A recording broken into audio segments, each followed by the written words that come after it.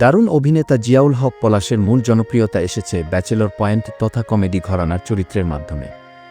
তবে সেই পরিচিতি ভাঙার প্রক্রিয়ায় রয়েছেন অভিনেতা। তারই রেশ মিলল নতুন নির্মাণ খালিদের পোস্টারে, যেখানে পলাশকে দেখা যাবে একজন বোহেমিয়ান বক্সারের চরিত্রে।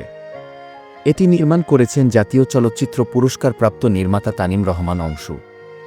বৃহস্পতিবার নির্মাতা অংশু ও পলাশ খালিদের পোস্টার সোশ্যাল হ্যান্ডেলে শেয়ার করেছেন, যেখানে দেখা যাচ্ছে শরীর দিয়ে ঘাম ঝরছে পলাশের, হাত দুটো বক্সারের আদলে, যার মাধ্যমে নতুন এক পলাশকে দেখতে পেল ভক্তরা। পলাশ জানান, নতুন ল্যাঙ্গুয়েজে ফাইট দেখা যাবে এতে, যেখানে hand to hand, pit fighting এবং বক্সিং রয়েছে, যেগুলো বাংলাদেশের ফিকশনের ক্ষেত্রে একেবারে নতুন। পলাশ বলেন, এটি একজন বোহেমিয়ান বক্সারের গল্প, যিনি ঘটনাক্রমে জীবনের বিভিন্ন জটিলতায় আটকে যান। এটি পুরোপুরি কাল্পনিক গল্প, কিন্তু অংশু ভাই যেভাবে এই গল্পটি বুনেছেন সেটা অবশ্যই ব্যতিক্রম।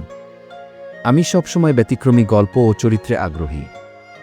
ঈদে 10টি কাজ করার চেয়ে 2টি ব্যতিক্রমী কাজই যথেষ্ট। এটি তেমনই একটি কাজ। খালিদ পলাশ ছাড়াও অভিনয় করেছেন আরফান মিতা শিবলু, তানিয়া আহমেদ, সাফা কবির, শতাব্দী ওয়াদুদ প্রমুখ। ইউটিউবের জন্য নির্মিত হয়েছে নাটকটি। আসন্ন ঈদে ক্লাব 11-এর ইউটিউবে মুক্তি পাবে।